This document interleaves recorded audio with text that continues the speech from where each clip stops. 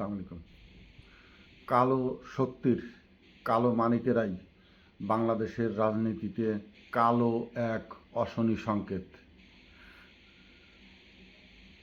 সারা দেশে ছড়িয়ে ছিটিয়ে থাকা কিছু ব্যক্তি মানুষ যারা অত্যন্ত লুটেরা, খুনি, দখলদারি, আত্ম অহংকারী, বিভিন্নভাবে জবরদস্তিমূলক চরিত্র তাদের ভিতরে থেকে যায় এবং এলাকা ভিত্তিক তারা অত্যন্ত প্রভাবশালী, অন্তত খুনি, রাহাজানি, মানুষকে গুম, বিভিন্ন অপকৌশলে তাদের গোষ্ঠীগত শক্তি দিয়ে ধন সম্পদ দখল কুস্থিগত করে নেওয়া। কিন্তু একটা পর্যায়ে গিয়ে এরা সমাজে টিকে থাকার জন্য এবং এদের এইসব কাজকে বৈধতা পাওয়ার জন্যই রাজনৈতিক ঠিকানা বেছে নেয়।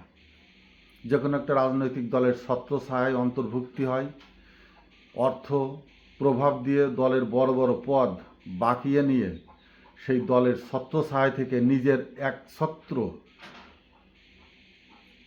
আধিপত্য বিস্তার যেমন নিজের এলাকার ভিতরে থাকে, তেমনি নিজের এই চরিত্রগত বৈশিষ্ট্যকেই রাজনীতির ভিতরে এনে রাষ্ট্রীয়ভাবে প্রভাব খাটানোর চেষ্টা করে দলীয় শক্তি দিয়ে।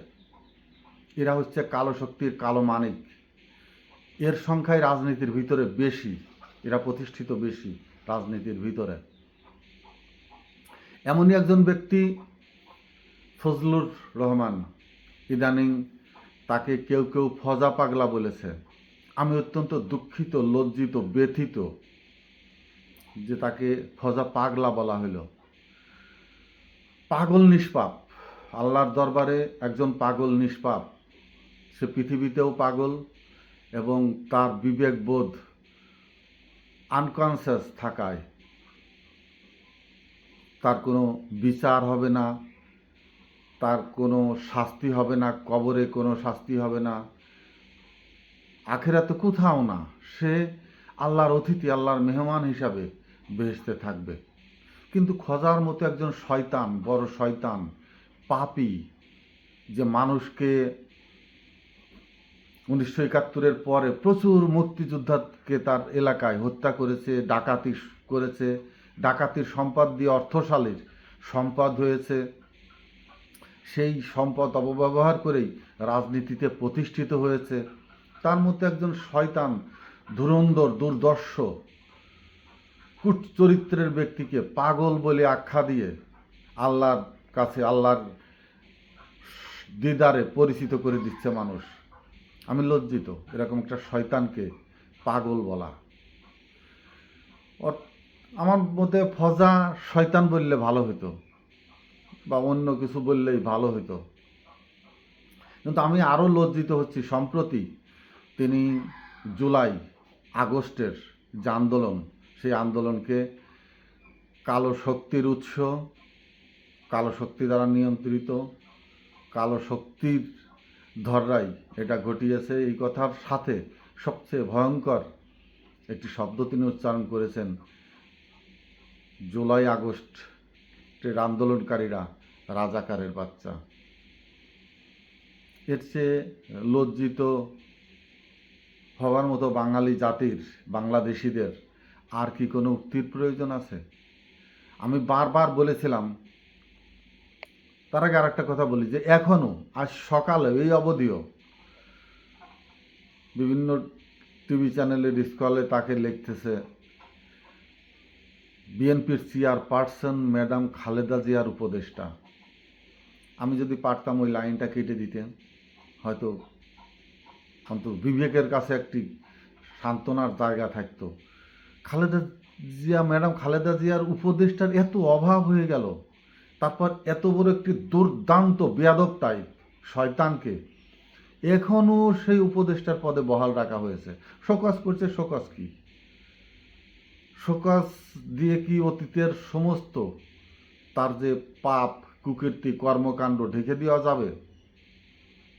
এদেরকে দলে ভিড়িয়ে দলকে যেমন ন্যাক্কারজনক কুলঙ্গারের একটি আস্তানায় পরিণত করেছে যারা এই কাজটি করেছে, তেমনি এরা দলের ভিতরে থেকে এদের কথা দিয়ে, এদের আচরণ দিয়ে দলের যে সমূহ ভয়ঙ্কর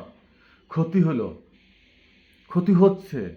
দল কোনো সিদ্ধান্ত নিচ্ছে না, দল এদের কথা বলার ধরন পাল্টানোর ব্যাপারে কেউ কোনো উচ্চবাচ্য কিচ্ছু করছে না। যার যার জায়গা থেকে যার যা ইচ্ছা সেটাই বলে চলে যাচ্ছে।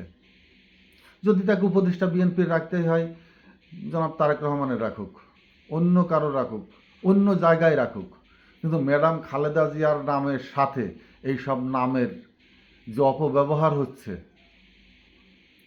এতে দলের সৎ, একনিষ্ঠ, দলকে যারা আদর্শগতভাবে ভালোবাসে, নীতি নৈতিকতাগতভাবে ভালোবাসে, তারা ব্যথিত হচ্ছে, লজ্জিত হচ্ছে যে আমাদের দলের এইসব কুলাঙ্গার নেতারা কিভাবে বাইরের থেকে আসে এই সব পদে বহাল হলো, বহাল তবিয়তে থাকলো, এবং তারা দলের ভিতরে বসে এই যে ষড়যন্ত্রমূলক দলকে ক্ষতি করছে, দিন দিন দলকে ধ্বংসের দিকে এগিয়ে নিয়ে যাচ্ছে।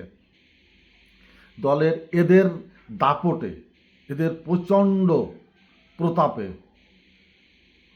ভদ্র, বিবেচিত, বিবেকবান, শান্তশিষ্ট অথচ দূরদর্শিতা সম্পন্ন নেতা এরা সেখান থেকে উঠে চলে যাচ্ছে লজ্জায়, কারণ ওদের পাশে বসা ভয়ঙ্কর পরিস্থিতি। মানে কুকুরের চেয়ে ভয়ঙ্কর এদের গায়ে গন্ধ, এদের মুখে দুর্গন্ধ, এদের গায়ে গন্ধ, এদের পুরো শরীরে গন্ধ, এদের চরিত্রে গন্ধ, সমস্ত জায়গায় এরা দুর্গন্ধ। রাজনীতিতে এসে দলের একটি দুর্গন্ধর জায়গা এরা তৈরি করে দিয়েছে, যে দল দেখলে, দলের নাম শুনলে নাক সিটকাচ্ছে এদের জন্য। ফজাকে শোকজ করা হয়েছে। শোকজ কোনো ওষুধ নয়। ওষুধ হলো 1971 সালে সে, তার পরিবার কি পরিস্থিতি ছিল, বিভিন্ন দল ভাঙিয়ে এখন সে কোন অর্থের জায়গায় পৌঁছেছে, তার যত ধরনের কথাবার্তা এগুলোকে সমন্বয় করে তার যে সার্টিফিকেট, শিক্ষাগত সার্টিফিকেট বলেন, তার উকিল যে সার্টিফিকেট, এগুলো কোথার থেকে কিভাবে সে অর্জন করেছে, পূর্ণাঙ্গ, পুরা দেশ, কোনো দলীয়ভাবে নয়, রাষ্ট্রীয়ভাবেই এদের বিরুদ্ধে তদন্ত হওয়া উচিত, এবং এইসব কুলাঙ্গার সন্তানদেরকে ব্যান্ডেড, একবার রাজনীতির অঙ্গন থেকে ব্যান্ডেড করে দেওয়া উচিত। এবং মিডিয়া, যেসব এখনও ভারতের দালাল পুষ্ট মিডিয়া রয়ে গেছে, এদের এই কথাগুলোকে সেসব মিডিয়া প্রচার করছে, করে পক্ষান্তরে বিএনপির ভিতরে বসেই আওয়ামী লীগকে প্রমোট করছে, বিএনপির নাম ধরে বিএনপিকে ক্ষতি করছে, বিএনপিকে ধ্বংস করছে।